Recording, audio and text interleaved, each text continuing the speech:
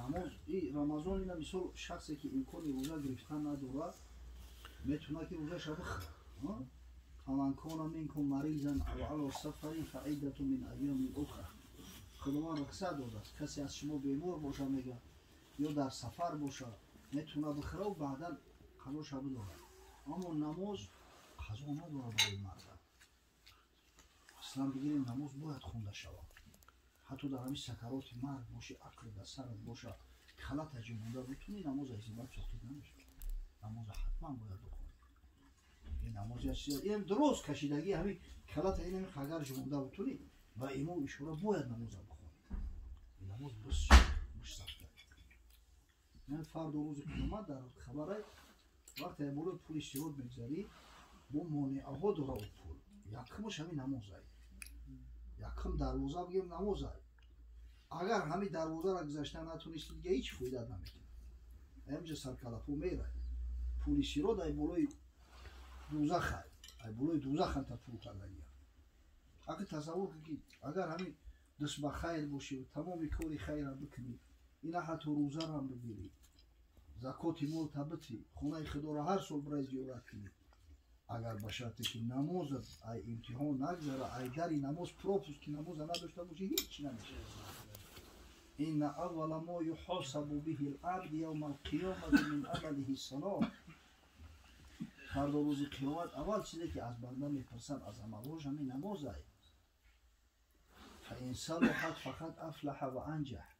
اگر زمین امتحان نماز که گذشت انشالله رستگار میشود. اوسش بوی امید هست. و این فسد فقط خواب و خسیر. اما اگر از امتحان نماز که نگذشت و یقین ای دوزخیه این یه دارش و هیچ جا نمیرسه. برای نماز به حد مهمه بسیار لازمه. این نماز ای بچه خیلی برای خدا مسلمان و نمازش میشناسن چی تنبلی بچه نگیره. همین اکثر بودن مسلمان جغرافی الحمدلله مسلمان الحمدلله مسلمان نماز نمیخونه الحمدلله مسلمان روزه نمیگیرن. از برای خدا مسلمان کسی را میگن که ای رفتار و کردارش برده بفهمن که این مسلمانه اما عملش نشونه اسلام ایمانش بفهمن. اجو خوندو یک یاپونیس میگه اسلام قبول کرده است یا علم کلام بوده علم فیزیک اسلام قبول کرده است. یک وقت اروپا دعوتشون میکنن در کدام کشور اروپا یک کنفرانس علمی بوده است. در مهمانخانه میآید یک ترک خطی شناس میشه و اون ترک هم فیزیک ای ترکیه اومده است. این مردک ژیوای مسلمان ها دیده است در پیشش سخت زیارتش میکنه من نومش هم میگیره و همین پیشی میاد درش میکنه میگویم باید که برادر عزیز که برادر میتونی مسلمان همین کوچه دا یک مسجد بوده است. من هم یک مسجد دیدم برای نماز مونم بخونه این تر میگه من نماز نمیخونم. ای تو گفتی مسلمانم کو خب الحمدلله مسلمانم من که نماز نمیخونم. ای خودش میره و نماز نمیخونه میآید بعد عبید کنی یکون رستوران دارن کو میمونخونه میدونه که رستوران دا ترک شتگی در یک بوشم داری مسلمان شده که میره دبر یاو میشینه میمیرم مایده وینو زده است. اوی حرام نیست خمره حرام ای او حرام ای میخیلیش کو تو نگفتی که مسلمانم او الحمدلله مسلمانم بوده که میرم میخیلم و گفته از گوش کجوره یا من اسلام گفته یکون دینی دیگر را قبول کردم یا تو مسلمان هستی.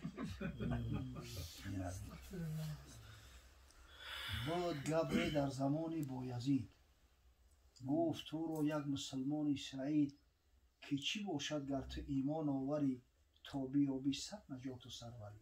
حضرت مولوی میگه در زمان بایزید بستومی یک گبر بدست یا آتش پرست همسایش هم مسلمان هیچ میگه که آخی بیمار داری اسلام قبول کنی خداوند سعادت دنیا و آخرت نصیب عقل داری فراست داری اون نمیبینی که همین راهی نجات اسلام.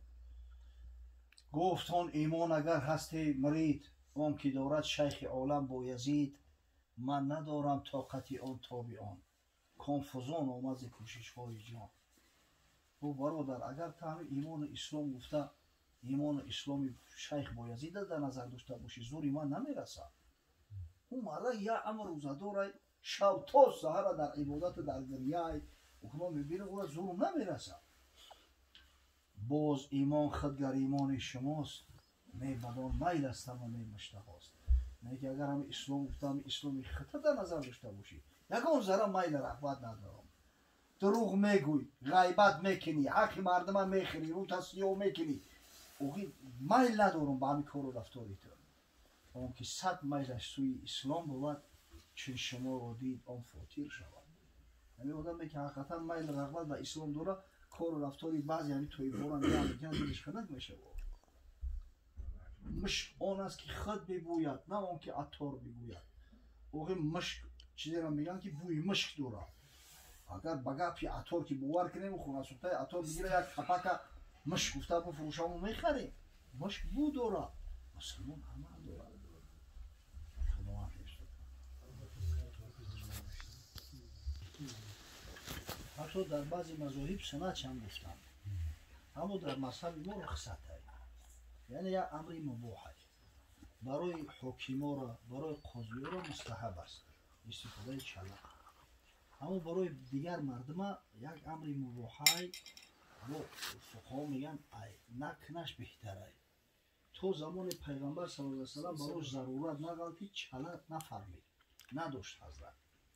در سال 7 هجری، ابتدای سال 7 هجری، حضرت وقتی که به پادشاه‌های جهان مکتوب نوشته به اسلام دعوت کرد، گفتن که حضرت او کسایی که مثلا با دربار پادشاه سر و کار داشتن، گفتن پادشاه‌ها انانیم کرده نمیخونن. یعنی که مکتوبی که پچت نداره، امضا نداره، اونا نمیخونن. بعد یعنی حضرت صلی الله علیه و سلم سفارش داد همون زرگرا را یک چله از نقره، همون نقشم محمد رسول الله بود صلی الله علیه و سلم. و همون خاطر که همون مثلا مکتوبی که می نوشت همون مثلا پیچت بزنن. زمانی پیش پیچت همون چلوها بداخید. تا همون زمانی که لازم نشید حضرت نکرده است. همین خاطر برای حکیمو را پیچت لازم میزنن. اینا مثلا قاضی ها احتیاج دارن وقتی که حل ما میبرن پیچت میزنن و حکم را فیصله کردن. برای همون را مستحب است. برای دیگر مردم هم مباح است. نقره حضرت؟ بله نقره. چلای نقره در گم میروم. تیلو میش یا برای مردم حرام هم درست نیست. خب مسئله گردنبند برای مرد درست نیست. فرد رو وای نقره ای چیه؟ گردنبند زینتی گردن زنک ای. مردک باید در گردنش گردنبند نکنه. همیشه پیش کنه. همون وقتی که چه بند نکنه. بله چی در گردن زره میزنه هیچ معنی نداره. همین چلا فقط گردنبند دارید. بعضی متن خونه هست و در دست دوران دست پونه و دیگر برای مردک او زیبنده نیست. خوب نیست. فقط چلاش بکسد.